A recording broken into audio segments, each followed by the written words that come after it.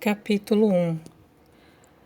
Se você virar à esquerda, depois de passar pelo portal de entrada da igreja Camberhurst, você irá chegar à ponte de madeira que passa por sobre um riacho. Continue adiante no caminho que vai pelo campo, o qual sobe cada vez mais alto.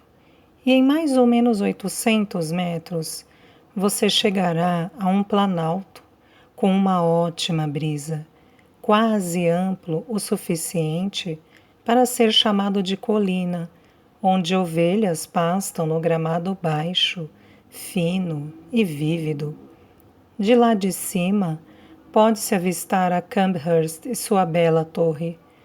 Depois de atravessar o campo, você chega a uma área repleta de cores com tojos. Nota do tradutor: tojo é uma espécie de planta de folhas espinhosas e flores amarelas. Depois de atravessar o campo, você chega a uma área repleta de cores com tojos dourados e urzes roxas, que na época do verão exalam seus agradáveis aromas pelos tranquilos ares. As ondulações altivas do Planalto criam um novo horizonte junto ao céu. A linha só é quebrada num ponto por um pequeno bosque de abetos escoceses. Nota do tradutor: abetos são árvores nativas da América do Norte, Europa e Ásia, que não precisam de sol para crescer e são muito semelhantes aos pinheiros. Sempre parecem negros e sob uma sombra mesmo ao meio-dia, quando todo o resto da paisagem parece banhado pela luz do sol. A cotovia bate asas e canta para os ares, muito lá no alto, numa região brilhante demais para vê-la. Veja, ela atira-se lá de cima e se faz visível, mas como se estivesse relutante em deixar o esplendor do paraíso, ela balança e flutua no espaço celeste. Agora, ela cai repentinamente bem para dentro de seu ninho, escondido por entre as urzes, invisível, exceto para os olhos de Deus e dos pequenos insetos brilhantes que correm aqui e acolá, nas elásticas hastes florais. Assim como a repentina queda da cotovia, o caminho desce uma íngreme ladeira verde, e em uma região banhada por rios e afluentes, cercada de colinas gramadas, ali se encontra um alojamento, que não é nem um chalé nem uma casa, mas algo entre os dois tipos em tamanho. Nem é uma fazenda, apesar de estar cercada por coisas vivas. Ou melhor, era, na época sobre a qual falo, a moradia da senhora Brownie, viúva do recém-falecido pároco, auxiliar da Camberhurst. Lá ela vivia com sua velha e fiel criada e seus únicos filhos, um menino e uma menina. Eles ficavam tão isolados em seu vale quanto as famílias dos contos de florestas alemães. Uma vez por semana eles saíam e cruzavam o campo de tojos e urzes, alcançando em seu cume os primeiros sons dos sinos de notas angelicais, que os chamavam para a igreja. A senhora Brown andava na frente segurando a mão de Edward. A velha Nancy seguia atrás com Maggie, mas eles eram um grupo e todos conversavam juntos em um tom brando e silencioso, adequado para o dia. Eles não tinham muito a dizer. Suas vidas eram regulares demais. A viúva e seus filhos, por exemplo, jamais iam a Camberhurst se não fosse domingo. A maioria das pessoas teria considerado a cidadezinha um lugarejo calmo e como de um sonho. Para aquelas duas crianças, porém, parecia um mundo. Depois de atravessada a ponte, ambos apertavam ainda mais as mãos, que seguravam e olhavam para cima timidamente por debaixo de suas pálpebras abatidas, quando qualquer um dos amigos de sua mãe dirigia-lhes a palavra. A senhora Browne era frequentemente convidada por alguém para ficar para o almoço depois da missa da manhã, e com a mesma frequência rejeitava, um tanto para o alívio das tímidas crianças. No entanto, algumas vezes durante a semana, conversavam em voz baixa sobre o prazer que seria para eles se mamãe aceitasse jantar na casa do Sr. Buxton, onde a menininha de branco e aquele menino grande e alto moravam. Em vez de ficar lá ou em qualquer outro lugar, todo domingo a senhora Brown acreditava ser o seu dever ir chorar sobre o túmulo de seu marido. O costume havia surgido de um sofrimento verdadeiro, provocado por sua perda, pois um marido mais gentil e homem mais notável jamais existiram. Mas a simplicidade de sua tristeza tinha sido destruída pelos comentários dos outros a respeito da forma com que manifestava suas emoções. Eles abriam caminho para que ela atravessasse o gramado em direção ao túmulo.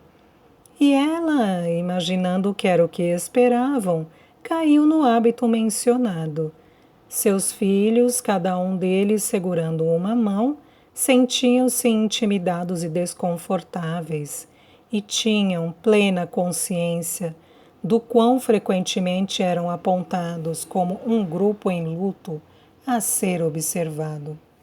Eu gostaria que sempre chovesse aos domingos, disse Edward um dia para Meg em um colóquio no jardim. Por quê? Perguntou ela. Porque assim nos apressaríamos para fora da igreja e chegaríamos à nossa casa o mais rápido que pudéssemos para salvar o crepe da mamãe. E não teríamos que ir chorar pelo papai. Eu não choro, disse Meg. Você chora? Edward olhou ao redor antes de responder, para conferir se estavam realmente sozinhos e então disse: Não. Fiquei triste por muito tempo por causa do papai, mas não se consegue ficar triste para sempre. Talvez os adultos consigam. A mamãe consegue, disse a pequena Meg. Às vezes eu também fico bem triste quando estou sozinha, ou brincando com você, ou quando sou acordada pela luz da lua no nosso quarto. Você nunca acorda e tem a impressão de que ouviu o papai chamando? Acontece comigo às vezes e então fico muito triste ao pensar que nunca mais iremos ouvi-lo chamando de novo. Ah, é diferente comigo, sabe? Ele costumava me chamar para as lições. Às vezes me chamava porque estava bravo comigo, mas eu sempre sonho que ele está nos chamando com sua voz gentil, assim como costumava fazer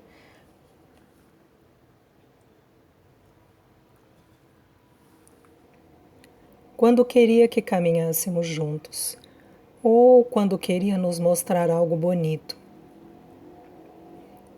Edward estava em silêncio, brincando com alguma coisa no chão. Afinal, olhou ao redor novamente, convencido de que não poderiam ser ouvidos, sussurrou.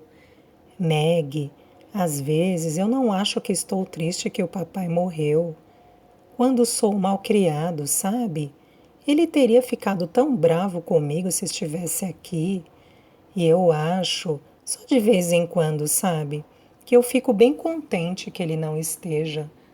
Oh, Edward, você não quis dizer uma coisa dessas, eu sei. Não vamos falar sobre ele, nós não sabemos o que estamos dizendo. Somos apenas criancinhas, não, Edward, por favor. Os olhos da pobre e pequena Meg encheram-se de lágrimas, e então ela nunca mais falou com Edward nem com ninguém sobre seu falecido pai. Conforme ela foi crescendo, sua vida foi se tornando cada vez mais ativamente ocupada. O chalé, as pequenas dependências, o jardim e o campo eram deles e dependiam muito da produção para o seu sustento. A vaca, o porco e as aves tomavam muito tempo de Nancy. A senhora Brownie e Maggie tinham de fazer grande parte das tarefas de casa, e quando as camas estavam arrumadas, os quartos varridos e espanados, e os preparativos para o jantar estavam concluídos, aí então, se houvesse algum tempo, Maggie podia se sentar para suas lições. Ned, que tinha um orgulho considerável de seu sexo, ficava sentado a manhã toda na poltrona de seu pai, na pequena sala dos livros, estudando entre aspas, como ele preferia dizer. Às vezes, Meg colocava sua cabeça para dentro com um pedido para que ele a ajudasse a carregar o jarro grande de água para o andar de cima, ou para que ele fizesse algum outro serviço de casa. Ocasionalmente ele atendia a tal pedido, mas o fazia com tantas reclamações a respeito da interrupção, que ela finalmente lhe disse um dia que jamais pediria de novo. Apesar da gentileza com que foram ditas, ele recebeu aquelas palavras com uma repreensão e tentou encontrar alguma desculpa. Entenda, Meg, um homem precisa ser letrado para ser um cavalheiro. Agora, se uma mulher sabe como manter uma casa, é tudo o que se espera dela. Portanto, o meu tempo é mais precioso que o seu. A mamãe disse que eu vou para a faculdade, que vou ser clérigo. Então, preciso voltar para o meu latim. Meg aceitou em silêncio e sentiu como um ato de condescendência benevolente quando, uma manhã ou duas depois, ele veio encontrá-la enquanto voltava exausta do poço, carregando o grande jarro marrom cheio de água da nascente para o jantar. Aqui, disse ele, vamos colocá-lo na sombra, atrás do cavalo. Ah, Meg, olha o que você fez. Derrubou tudo porque não virou rápido o suficiente no momento em que falei. Agora pode ir buscar de novo e sozinha, pois não tenho nada a ver com isso. Não entendi o que você disse a tempo, disse ela suavemente. Mas ele já havia se afastado e ido embora para casa com sua dignidade ofendida. Meg não tinha outra opção a não ser voltar para o poço e encher o jarro novamente. A nascente ficava razoavelmente longe, em um pequeno vale rochoso, isolado e fresco. Depois de sua caminhada calorosa, sentou-se na sombra da rocha cinza, de calcário, e olhou para as samambaias úmidas com a água que pingava. Sentiu-se triste e não sabia o porquê. Acho que o Ned às vezes é muito bravo, pensou ela. Eu não entendi que ele estava carregando o jarro para lá. Talvez eu seja desajeitada. A mamãe fala que eu sou e o Ned diz que eu sou. Nancy nunca disse isso e o papai também nunca disse isso. Eu queria parar de ser atrapalhada e idiota. O Ned diz que todas as mulheres são assim. Eu gostaria de não ser uma mulher. Deve ser bom ser homem. Oh, céus! Eu tenho que subir o campo de novo com este jarro pesado. E os meus braços estão doendo tanto. Ela então se levantou e subiu a íngreme encosta. Quando voltava, ouviu a voz de sua mãe. Meg! Meg! Não tem água para o jantar e as batatas já cozinharão bastante. Onde está aquela criança? Eles tinham começado o jantar, antes mesmo de ela descer, após escovar o cabelo e lavar as mãos. Ela estava com pressa e exausta. Mãe, disse Ned, posso colocar um pouco de manteiga nestas batatas, já que temos carne fria? Elas estão muito secas. Certamente, meu bem. Meg, vai buscar um bocadinho de manteiga na leiteria. Meg deixou seu jantar intocado sem dizer uma só palavra. Aqui. Pare, criança, disse Nancy virando-a de volta no corredor. Volte para o seu jantar, eu busco a manteiga. Você já andou para cá e para lá mais que o suficiente. Meg não ousou voltar sem ela, mas ficou em pé no corredor, até que Nancy retornasse. E então ela ergueu sua boca para ser beijada pela velha criada simples e gentil. Tu és um doce, disse Nancy para ela, enquanto se virava para a cozinha, e Meg voltou para o seu jantar com um coração confortado e aliviado. Quando terminou sua refeição, ajudou sua mãe a lavar os antiquados copos e colheres, que eram tratados com muita ternura e primorosa limpeza naquela casa de simplicidade asseada. E então, trocando sua salopete, nota do tradutor, peça de roupa sem mangas, semelhante a um avental, mais usado para evitar sujar a parte superior da vestimenta. Trocando sua salopete por um avental de seda preto, a mocinha sentou-se como de costume para trabalhar em alguma peça útil, de bordado com sua mãe, reforçando os pontos com muita graça e capricho. Cada hora, em sua rotina, trazia uma tarefa a ser cumprida. Mas tarefas cumpridas são como deleites para a memória. A pequena Meg sempre pensava no começo de sua infância, como a época mais feliz, e lembrava-se de como o tempo era preenchido apenas por contentamento despreocupado. No entanto, na época eles tinham suas preocupações. Nos belos dias de verão, Meg sentava-se ao ar livre para trabalhar.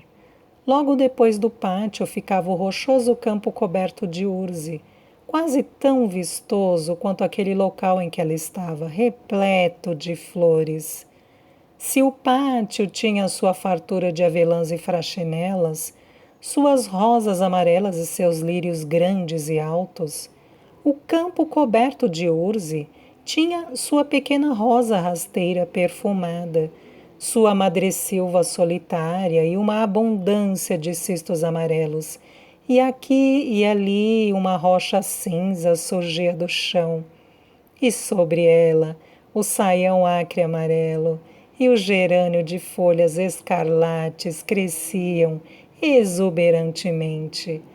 Tal rocha era o banco de Meg.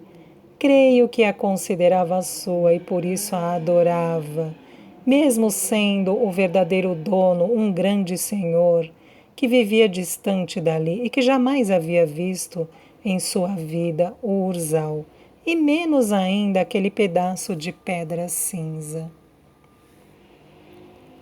Durante a tarde do dia sobre o qual comecei a contar, lá estava ela, sentada e cantando para si mesma enquanto trabalhava. Ela estava próxima de casa e podia ouvir todos os sons vindos dali, com sua agudeza suavizada. Entre ela e a casa, Edward estava brincando.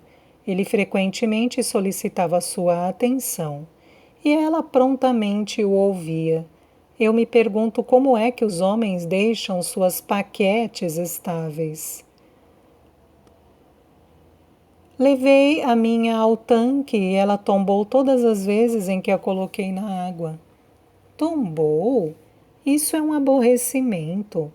Tombaria se colocasse dentro dele algum peso pequeno para mantê-lo na posição? Quantas vezes eu tenho que dizer para você chamar uma paquete de ela? Você continua dizendo ele. Depois da correção de sua irmã, o Sr. Edward não quis condescender e aceitar que a sugestão dela era boa. Então ele foi silenciosamente para casa em busca do lastro necessário. Não conseguindo, porém, encontrar nada apropriado, voltou para o seu morro gramado repleto de lascas de madeira, por todos os lados. Tentou colocar alguns seixos dentro de seu barco, mas afundaram rapidamente. Assim, ele foi obrigado a perguntar novamente. Supondo que fosse uma boa ideia torná-la mais pesada, o que eu poderia colocar dentro dela? Meg pensou por um momento. Será que chumbinho funcionaria? Perguntou ela. Seria a coisa exata, mas onde eu conseguiria encontrar algum? Tem um pouco que sobrou do papai. Está no canto direito da segunda gaveta da cômoda, embrulhado num jornal. Que diabos! Não consigo me lembrar das suas segundas e direitas e bobagens. Ele continuou a trabalhar com seus seixos. Eles dificilmente funcionariam. Eu acho que se você fosse bondosa, Meg, você poderia ir por mim. Oh, Ned, eu tenho toda essa longa costura para fazer. A mamãe disse que eu tenho que terminar antes do chá e disse que eu poderia brincar um pouco se eu terminasse a tempo. Disse Meg muito queixosa, já que era um verdadeiro sofrimento para ela recusar um pedido. Não lhe tomaria 5 minutos. Meg pensou um pouco. O tempo seria descontado apenas de sua brincadeira, que afinal não importava. E Edward estava realmente ocupado com seu navio.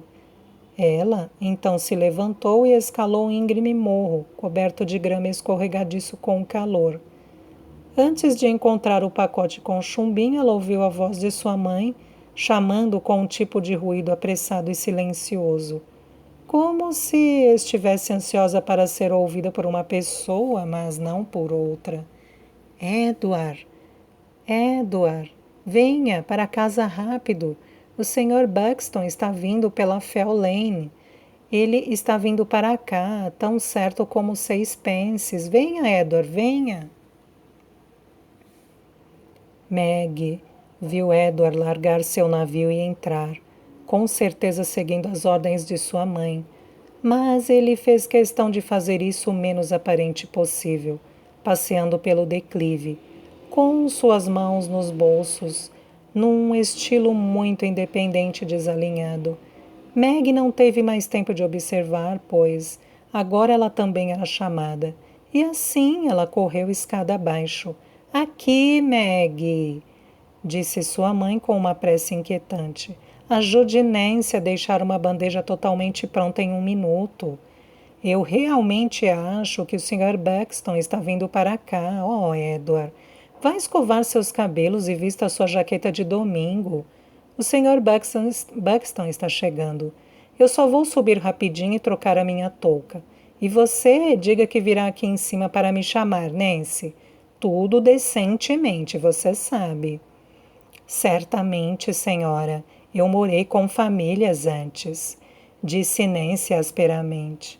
Oh, sim, eu sei que você morou. Certifique-se de trazer para dentro o vinho de Prímula Silvestre. Eu gostaria de poder ficar para decantar um pouco de vinho do Porto. Nancy e Meg apressaram-se para dentro e para fora da cozinha e da leiteria. Estavam tão mergulhadas em seus preparativos para a recepção do Sr. Buxton que nem se deram conta justamente da presença do próprio cavalheiro na cena. Ele tinha encontrado a porta da frente aberta, conforme é de costume do interior, e tinha entrado. Primeiro parando na sala de estar vazia, e então se dirigindo para o lugar onde vozes e sons anunciavam que existiam habitantes. E então ele ficou lá, inclinando-se um pouco, sob os lintéis baixos da porta da cozinha, e parecendo grande e corado e quente, mas com uma expressão contente e quase divertida no rosto. Valha-me Deus! Que susto o Senhor me deu! Disse Nancy, quando ela repentinamente o avistou. Vou dizer à minha patroa em 1 minuto que o senhor está aqui. E lá se foi ela, deixando Meg sozinha com o grande, alto, largo cavalheiro que sorria para ela, emoldurado pela porta de entrada, mas sem falar uma única palavra. Ela continuou a espanar uma taça de vinho incansavelmente. Muito bem, pequenina. Surgiu finalmente uma voz forte e distinta. Agora venha e mostre-me a sala de estar. onde eu possa me sentar, pois tive uma longa caminhada e estou muito cansado.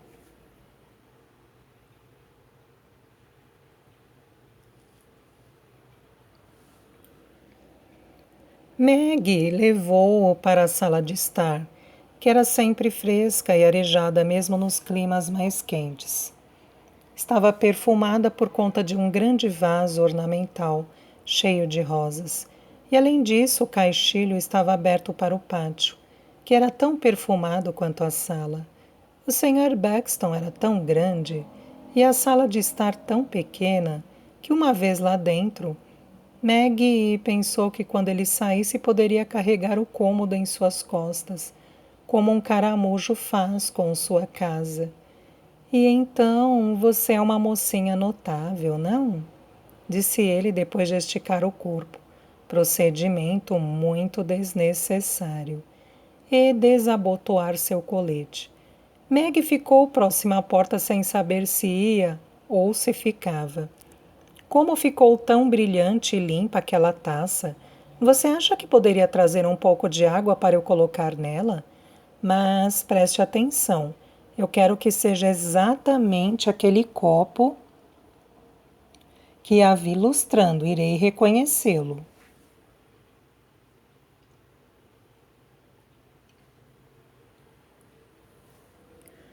Meg estava grata por escapar da sala. E na passagem ela encontrou sua mãe, que tinha conseguido tempo para trocar tanto seu vestido quanto sua touca. Antes que Nancy permitisse que a garotinha retornasse com o copo de água, a criada ajeitou seu cabelo curto e brilhante. Era tudo o que era preciso para fazê-la parecer delicadamente arrumada. Maggie foi cuidadosa ao procurar o copo correspondente, mas temo que Nancy não tenha sido tão honesta, ao afirmar que um dos 6, completamente similares, que estavam agora colocados na bandeja, fosse o mesmo que ela tinha encontrado no armário da cozinha, quando voltou depois de avisar sua senhora sobre a chegada do Sr. Buxton. Maggie levou a água com um orgulho tímido da limpeza do copo. Sua mãe estava sentada na beirada da cadeira, falando em uma linguagem fina pouco usual e com uma voz mais aguda que a de costume. Edward, em toda a sua glória de domingo, estava em pé ao lado do Sr. Buxton, parecendo feliz e atento. Mas, quando Maggie voltou, o Sr. Buxton deu espaço para ela entre Edward e ele, e enquanto ela seguia falando, levantou-a e colocou-a sobre seu joelho.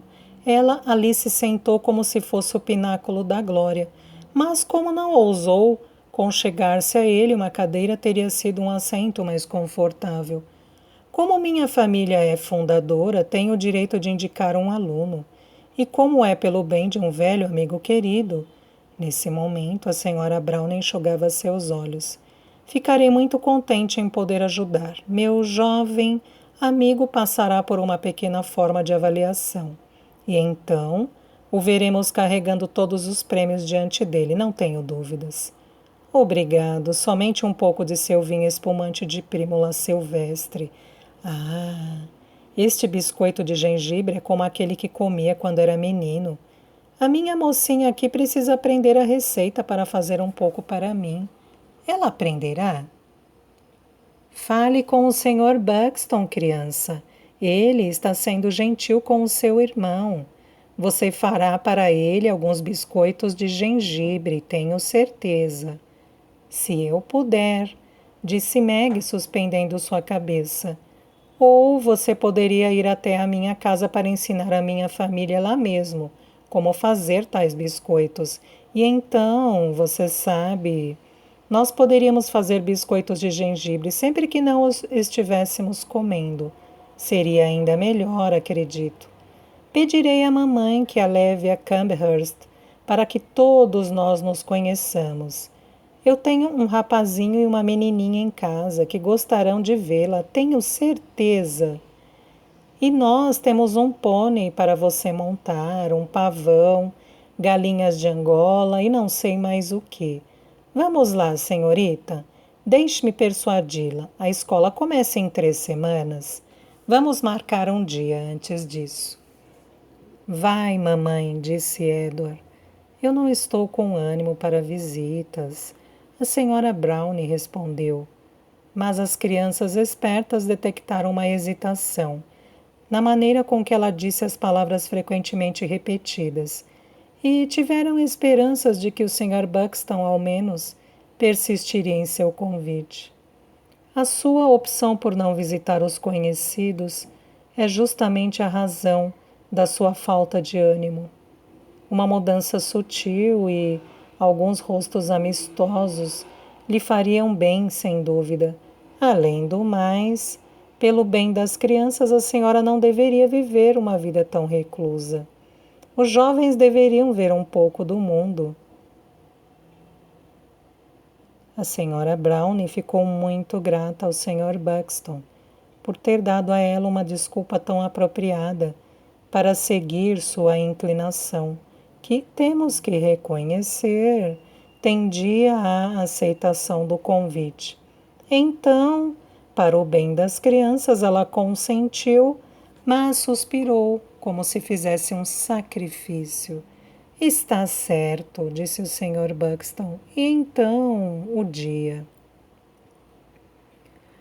Ficou decidido que eles fossem naquela semana, e depois de conversarem um pouco mais sobre a escola em que Edward seria colocado, depois de mais algumas brincadeiras a respeito da notabilidade de Meg, e depois de perguntar se ela aceitaria ir morar com ele na próxima vez em que precisasse de uma arrumadeira, o Sr. Buxton finalmente se despediu.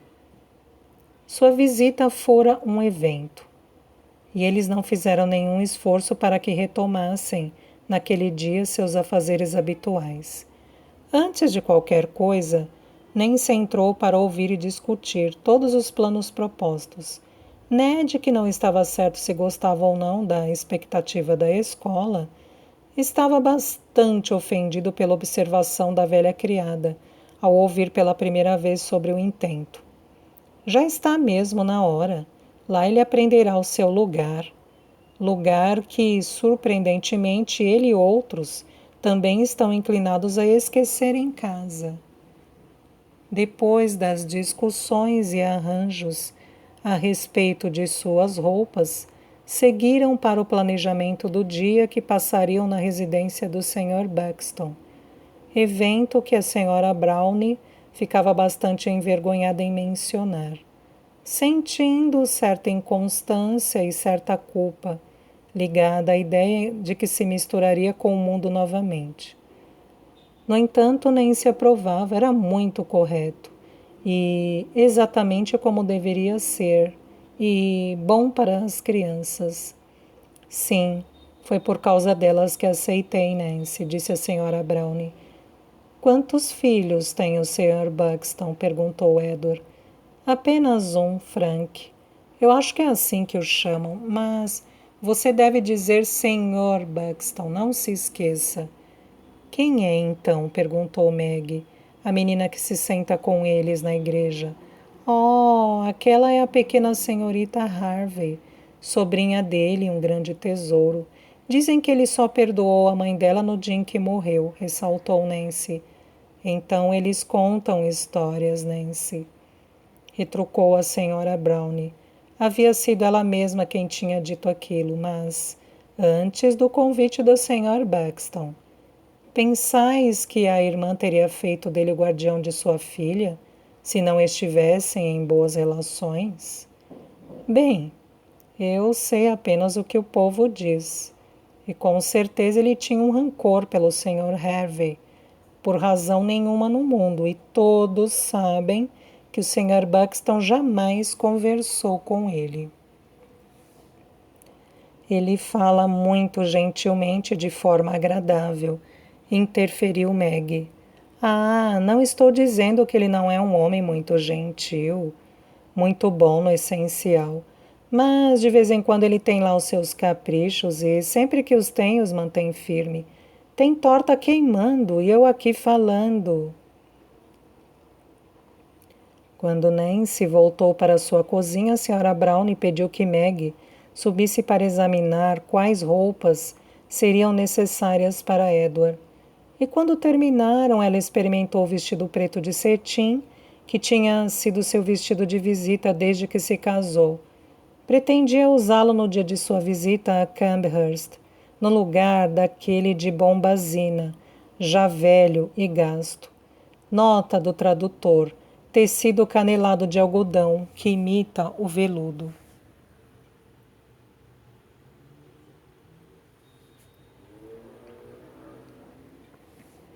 Oh, a senhora Buxton é uma dama por natureza, disse ela, e quero estar bem vestida para honrá-la. Eu não sabia que existia uma senhora Buxton, disse Meg. Ela nunca está na igreja. Não, existe, mas é delicada e sem forças e nunca sai de casa. Acho que a empregada dela me disse que ela nunca sai de seu quarto. A família Buxton e cada um de seus membros tornaram-se o centro das conversas entre a senhora Brownie e seus filhos durante a semana seguinte. Conforme o dia ia se aproximando, Meg quase desejava ficar em casa de tão impressionada que estava com o pavor da visita. Edward sentiu-se corajoso com a ideia das novas peças de roupa que haviam sido encomendadas para a ocasião e para a escola em seguida. A senhora Brownie lembrava-se de ter ouvido o pároco dizer que uma mulher jamais se parece mais com uma dama do que quando se veste com cetim preto. E mantinha-se animada com aquela observação, mas, quando viu como o vestido ficou nos cotovelos, sentiu-se bastante deprimida e inadequada para uma visita. Mesmo assim, pelo bem de seus filhos, ela faria o esforço. Após concluir o trabalho de um longo dia, Nancy sentou-se para costurar. Ela havia descoberto que, dentre todos os preparativos, nada estava sendo feito para Margaret, e havia usado sua influência sobre sua patroa. Ela meio que gostava dela e meio que a temia, mas dependia completamente dela. Para obter um vestido velho que havia encontrado aos pedaços e que havia lavado e esfregado e agora estava refazendo. De uma forma um pouco antiquada, com certeza, mas no todo ele parecia tão bom quando terminado e vestido, que a senhora Brownie deu a Meg um rigoroso sermão sobre como tomar extremo cuidado com um vestido tão lindo, e esqueceu que tinha considerado a roupa da qual ele havia sido feito algo desgastado e estragado.